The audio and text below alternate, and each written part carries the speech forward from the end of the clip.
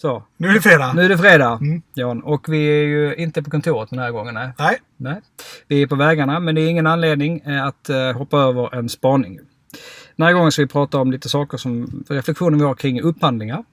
Och när vi som leverantör får en kund så är det ofta att vi får en kravlista för de funktioner som de ska checka in. Som vi ska uppfylla funktionellt då. Vad vi känner att man saknar, det är väl att kunden tar pulsen på oss, vår syn på ett lyckat kundmöte. Och vår erfarenhet av att göra en lyckad kundupplevelse, inte bara de här funktionerna. Och hur går dina tankar kring det, Jan? Ja, men jag tror att många gånger så blir ju... Det är klart att funktionalitet är viktig någonstans. Va? Det är en möjliggörare för en lyckad kundupplevelse och också en effektiv, kalla det för operation, det vill säga att den här lösningen ska givetvis kunna vara hanterbar intern i organisationen. Men många gånger blir den här kravspecen, det blir en copy-paste på det man redan har. Plus lite tillägg för några saker som man saknar. Som kan vara en liten knapp eller en liten enkel funktion då. Och jag kan väl känna så här som har varit på båda sidorna. Att det är lätt att man hamnar i det spåret. Alltså man gör sin upphandling by the book och då är det väldigt mycket att vi kravspesar funktionalitet. Och sedan så kanske man träffas och så kör man en kortare företagspresentation och sen lite demo. Och jag hade väl önskat att man oftare, precis som du sa där, att man tar pulsen på tänkta leverantörer och partners för att känna av vad är deras kompetens och insikt kring, i vårat fall då, det digitala kundmötet. Var är man någonstans idag och vad ser man att man vill vara i framtiden?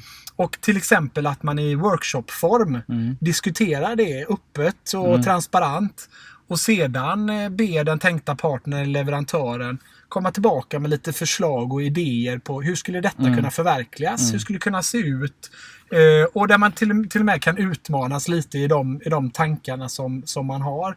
Att lägga lite mer tid på den biten, därför att jobbar man med en leverantör under ett antal år eller med en partner så ska ju den partner-leverantören inte bara leverera funktionalitet utan ska ju leverera kundnytta och affärsnytta. Och då måste man förstå hur det digitala mötet fungerar, hur det ser ut, vad som är möjligt, vad de som ligger i framkant gör. Men man måste också kunna förstå operation.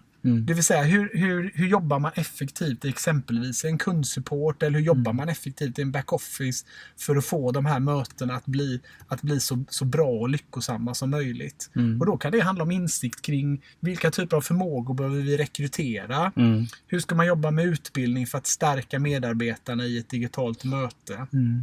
Och sen hur kan vi jobba med våran slutkund. Så det finns många delar i att vinna på att faktiskt lägga lite mer tid på just det här mötet med leverantörer och partners. Ja. Så om vi skulle sammanfatta det så ställ inte bara krav på funktion utan ställ också krav på din leverantör att ha en förståelse, att ni har en samsyn på det digitala mötet. Exakt. Och gör det transparent och öppet. Det vill säga gör det i form av en workshop eller ett antal workshops. Och det är klart att det gör man kanske inte med alla potentiella leverantörer och partners, men när man ändå har nått någon form av shortlist, att man tar sig den tiden. För det tror jag att man kommer ha igen många gånger. Så glöm inte det i nästa gång när ni ska se över er digital engagement-plattform. Ja, Jan, vi fortsätter väl? Rullar vidare? Ja, det gör vi. Absolut. Så att förhoppningsvis kommer någon spännande spaning nästa fredag. Ja. Får ni ha det så bra. Ha det gott. Hej. Hej då.